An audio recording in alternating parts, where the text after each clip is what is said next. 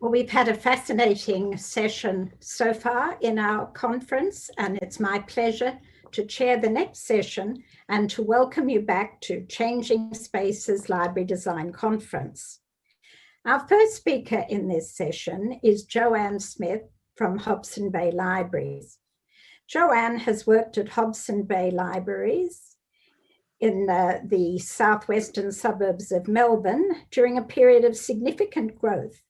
After 10 years in the operations and facilities role at Hobsons, with 3 library developments and an internal refurbishment under her belt, she took a sideways move into the collections and digital services role to help with the final stages of opening the Creative Technology Hub. Joanne was awarded the 2008 Marjorie C. Ramsey Scholarship, researching revitalising libraries for the self-serve generation. Joanne is passionate about accessibility and excited by the ways that space design and technology can offer service choices to facilitate independent and supported access in libraries. I welcome Joanne to address us as the Creative Technology Hub sets sail.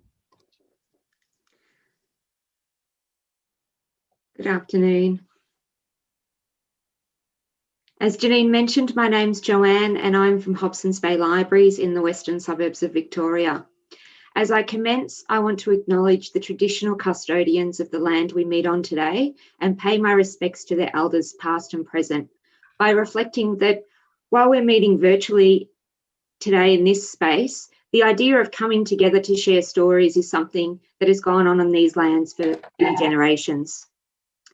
Today, I'll be sharing the story of the Creative Technology Hub, or the Tech Hub, as I will probably fall into calling it, which is a makerspace set up through a partnership arrangement between Hobsons Bay City Council and the SeaWorks Foundation, and is managed operationally by Hobsons Bay Libraries. While the thought of setting sail may conjure up a relaxing waterfront image, it hasn't all been calm waters for us. We've had to deal with a number of changes through the course of the project and have had to adapt our offering to correspond with the changing tides. The idea for the Tech Hub was first seeded in 2017 with the development of a partnership between Hobsons Bay City Council and the SeaWorks Foundation, who are located on the waterfront of Williamstown. The SeaWorks site was undergoing major upgrades and the board was keen to bring other tenants to the site to increase visitation across the precinct. On the screen now are some of the original ideas about what the Tech Hub could be for the community. I won't read them out, but the concept was to bring innovation and creativity through technology to this historic and unique Hobsons Bay institution, with a vision of bringing together individuals with interests in education, technology and creativity, and engage already established local maker groups like the Men's Shed and the Shipbuilders Yard. The co-location with the SeaWorks Maritime Museum was seen as an opportunity to support maritime-themed programs offered by the SeaWorks Discovery Centre, linking the Tech Hub team, the museum volunteers and visitors in the interpretation of exhibitions and the digitisation of artefacts. The initial concept was to put shipping containers on the waterfront and to create an industrial makerspace concept, which would have looked much like the Christchurch container mall that you see pictured there. Based on the container concept and the unique blend of a historic building with a new industrial tech space, the project team was successful in acquiring funding.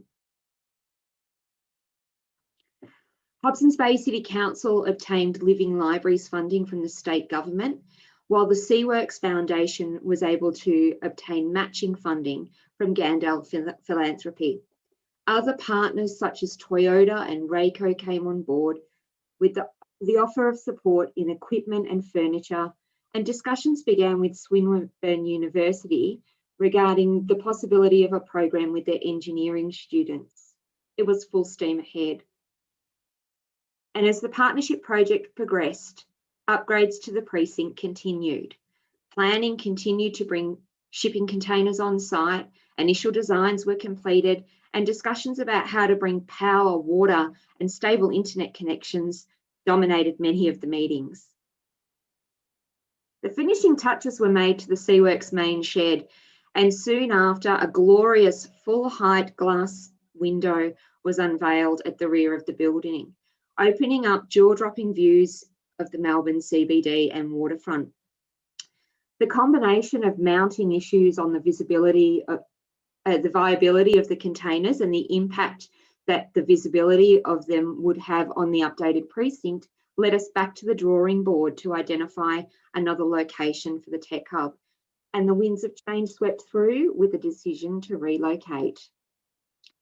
Moving us into the main shed gave an opportunity to design a new space with power already available, the ability to bounce internet from an adjacent council building, and to have accessible toilets and kitchen facilities for visitors and staff. The project team went back to funding partners, negotiated changes on the original concept and timelines, and all the existing partners stayed on board for the project reset. As work commenced on new internal designs, and the project officer reached out to Swinburne University and negotiated the delivery of a program, Get Your Ship Together, that is ship with a P. The library and Tech Hub staff ran some sessions with the Swinburne students, teaching them how to design and deliver training sessions. The Swinburne students then took that knowledge, they were from the Engineering Practice Academy, and they took those new skills and designed a training program to deliver for local high school students to build remote controlled boats. Their sessions covered the engineering and design and build of the boats, including some simple circuitry and coding techniques as well. We partnered with the local high school to deliver the program, and they capped off a series of sessions by racing the finished product. In 2019, the internal building works were underway. The design has many elements of library features, and it contrasts the makerspace feel with what you'd expect from a comfortable library space. And that, again, is a contrast to the worn and weathered exterior of the main shed building. The space is small, but we've used task zoning and a combination of table and chair height options and different fabric choices. We kept one of the walls raw and some of the beams visible and the ceiling unchanged to give an echo back to the original use for the building, and a run kind of draw through to the larger precinct space. We did have an early idea to bring in a restored 3-metre table and make the restoration the first project, but the obstacle of how to actually get that into the space identified the obvious impact it would have on the flexibility once the space was up and running. We went with high tables and stool seating to give an edgier feel, which has worked really well, and we often find that people stand or move actively around the space when they're engaging with a task. The central space is flexible enough to be removed and replaced with theatre-style seating, which we have done for events like the Women's Tech Talk, which we ran to target high school students and their families looking for careers in technology. We can open the space out completely for racing robots around, and we can also bring in lower tables and chairs for seating with arms and backs when we need to, depending on the clientele that we have coming in for our programs. We opened up to the public at the end of November 2019 with a soft launch and a series of taster sessions to engage community members with the space in the lead up to Christmas. We ran sessions in robotics, green screen, 3D art, virtual reality, and some really successful sessions on making jewellery and festive crafts with the laser cutter in the lead up to the Christmas period. We started 2020 with an official opening scheduled for the end of March, and we were keen to formally welcome visitors, thank our stakeholders, and to show the Tech Hub and green screen space Our festivities included plans for robot races and VR experiences in the main shed. Unfortunately, the week before our launch date, COVID restrictions were announced, and in Victoria that meant that both our libraries and the C-Works precinct were forced to close, immediately cancelling all events.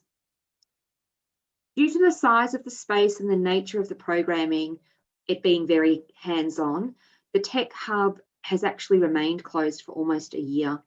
We opened again at the end of March this year after the 5-day snap lockdown in Victoria, almost a year on from our cancelled launch date. Having only been open a short time and been closed for so long, things have been difficult for the project. Our partners C-Works were classified as an indoor entertainment venue, and all their events were impacted, festivals and weddings cancelled at short notice. They're only now starting to recommence programming. While the libraries moved to virtual programming and home deliveries and take-home tech programs. C-Works recently identified a new partner, and when restrictions were eased further in Victoria, they rolled out an outdoor cinema experience over the summer in consultation and partnership with the Sun Theatre in Yarraville. With the added complexity of COVID restrictions, meaning that schools and community groups have been impacted, and we've had to adapt our services again. We assessed our collapsible green screen space and identified it wasn't cutting it. So we upgraded and painted the whole room green. And there's just a snapshot of it there. We worked with the libraries team and rolled out some of our more mobile tech with a take-home program as the libraries were undertaking home deliveries during lockdown. We also worked with the C-Works precinct and the council on some virtual tour creation for their spaces, including photographing and 360 videoing the historic morgue in Ann Street, Williamstown, which hopefully that will be released on their website shortly. When we opened, we'd redesigned a couple of new programs. The team are running a virtual tourism session actually right now as we speak. And next week we have a virtual tour creation to show people how to make the sorts of tours that you would see on real estate websites. This picture is some of our friends from the local men's shed. We had engaged with them early on and they've stayed connected with us throughout the shutdown. There was a bit of a divide in their club between the old school men's shed labourers and crafters and those who are more interested in technology. And it's been an opportunity for them to flex their muscles and skills in the Tech Hub. These guys came in to help us strip out and repair one of the 3D printers that needed a bit of a service after sitting idle for so long. As I said, we've reopened and restarted programs with COVID safe plans in place. We have printers, scanners, pens, laser cutters and a carving machine, VR headsets, green screen and software for multimedia use, and also circuitry and robotics kits. We're reconnecting with community groups and businesses and individuals. We have plans to assist the virtual tours with the Maritime Museum, the Old Morgue, and we're also helping council with a refurbishment of their civic centre. Beyond the tours, we also have the ability to 3D scan artefacts, and we're hoping to work with the Maritime Museum volunteers in building skills to digitise some of the more fragile pieces in their collection. During COVID, with the changed work patterns and more working from home, pop-up businesses have also emerged. Jewellery making, photography and other craft-based hobbies have continued to grow in popularity during COVID, and we're using those to raise the profile of the Tech Hub through some upcoming programming. We're sharing how creative technology can support such hobbies and build digital literacy skills at the same time. Hopefully we'll soon be able to find a point that we can finally drop anchor for a bit of rest and start to build up a little community around us and expand that across the West. Here's a slide that has my contact details. I'm just going to quickly try and swap to a different screen and show you a short video.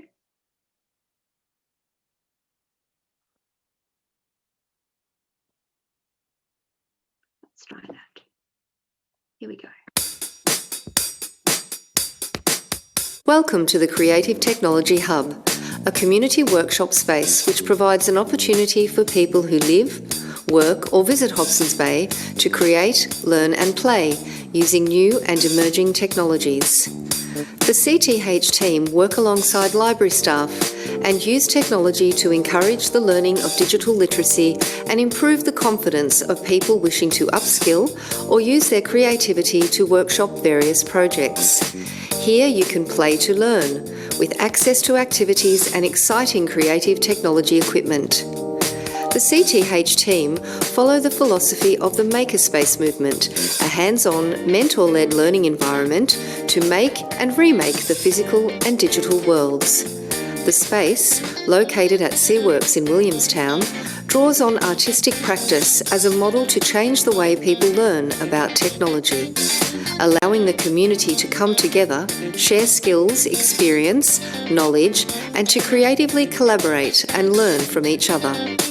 When the focus of the learning experience becomes the experience of learning, the outcomes are no longer what is learnt, but the confidence to learn independently.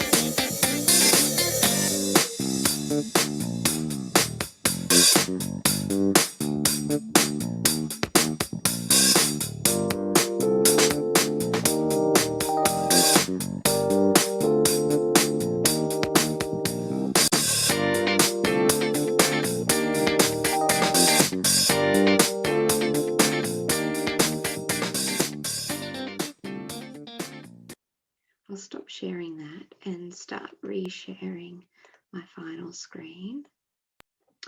I just want to close off there by thanking you all for participating today. I'll be very interested to hear if there are any questions and answer those that I can. And also to thank Alia for inviting me to participate. On the screen, you'll see the Creative Tech Hub Instagram handle and also our contact details if you're interested in arranging to come out for a visit or finding out more. You can also link to the library website for more information on the take-home tech kits that we were providing. Thank you.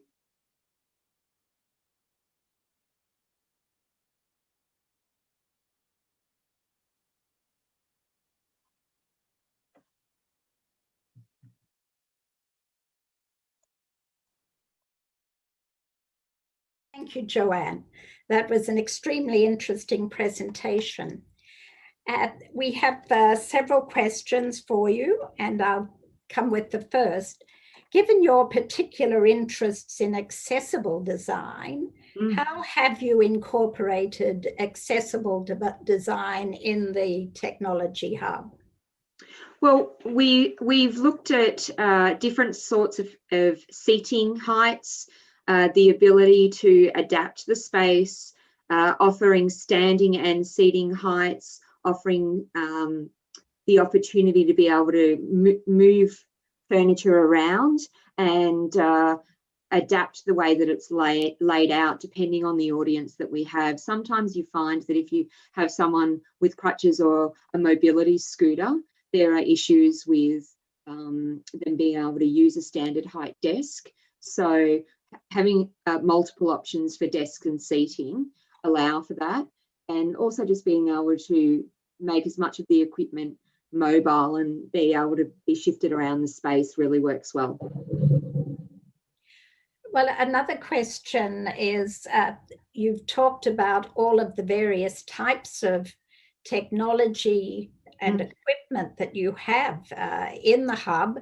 Can you give us an idea of how much space all of the storage might take up of your hub?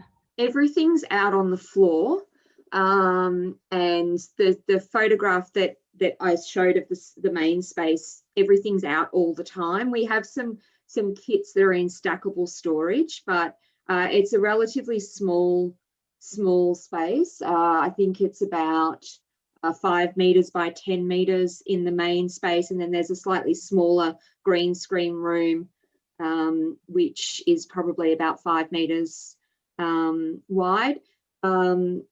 So we do have a small storage space, but most of the equipment is out and allows people to browse and engage with it all the time. We find that sometimes you get people into the space and they'll come in for one task, and while they're there, they'll see someone else doing something else, and they kind of strike up a conversation and start engaging with that other person. So you might have someone thinking they're coming to do an artwork piece with 3D pens, and then someone else comes in and starts using the laser cutter. And there's a real opportunity for people to share ideas, which is one of the things we were hoping to find. We've also found that there's a shipbuilding yard just on the precinct as well, and we've had them in to 3D print a small piece that to handcraft out of wood would have taken a significant period of time, but to 3D print a replacement for it was actually an option to fast track their project. And we've had the Steve Irwin was on site last year, and we had them out in a couple of times to fashion repairs on things. So in addition to the creation of new things, there's also the whole concept of recycle and upcycle, which is something that we'll start to look at now that we've reopened again. Really exciting. I'll come back to, and I might come back to the recycling if we have time. But what elements did you think about in the beginning of the project, which you had to abandon, which didn't make it to the final design? I think once we got to the internal stage, most of the things in the design stuck. But there were the whole original design with the containers and the layout of that space was designed and then had to be shifted and redesigned. In the initial space, because we were working in fixed containers, we were looking at things like shelving, that tabletops that could be hinged and fold up from the wall and then go back down, stackable chairs and tables that could be moved into different locations, lighting and power that could be pulled down from the ceiling. And that's actually something that when we moved to the new space, we made the decision to have the lighting remain hanging from the ceiling, because it gave that sort of industrial and different vibe, and also meant that we were able to use the centre space of the layout rather than just having everything around the walls. Basically, what we've done with the design we've got at present is have everything that's kind of heavy and stays in place most of the time is around the outer walls, and we don't need to move it that much. And anything that we're doing that we can move at any time or redesign whenever we need to run a program is in the centre of the space. And even though it's a really small space, it's made it very functional. Taking the tables and stools out of the centre and putting in 50 stackable chairs for a theatre event, was a short piece of work compared to what it might otherwise have been if we'd brought in that 3-metre heritage table that we were talking about earlier on. So flexibility is key. Yes, well, flexibility is something we always talk about, isn't it, in library design? And the other aspect that we've been emphasising today is user consultation. Going forward in new technologies that you might bring into your hub, how are you engaging with users to gain their feedback and input? We take feedback from visitors, users of the museum, and visitors to the Creative Tech Hub space. We also observe what's happening locally with community groups like the Men's Shed. A repair cafe is starting in another local suburb. There's the Inner West Buy Swap Sell and Repair Cafe working. So we reach out to those sorts of community groups and identify what's happening. We also watch the trends in the community for things like, I know that in the library team, for example, 3 people started new businesses during COVID as side hustles. outside of work, and we reach out to other people across council and across our community networks to identify what's happening. And two of the programs that we're running, the virtual tourism session today and the virtual tour session next week, are actually based on feedback from members of the community about what they're disappointed about missing, obviously with travel restrictions during COVID, and also being able to, there's lots out there for virtual tours of museums and galleries. So we're on a much smaller scale trying to bring that to sites across our local community. Well, I think you're on to a winner with virtual tourism, as we all still wonder whether the borders will stay open or closed, or whether it's interstate or internationally. Any other ideas about how have you managed to keep your staff up to date with all these new developments? Because that's probably been critical to your success. We give the staff a little bit of not a free rein, but they've got the opportunity to reach out across their networks. They've attended some virtual training during lockdown, and they've been able to engage. I mean, one of the great things about COVID is that it's really taken huge step forwards with technology.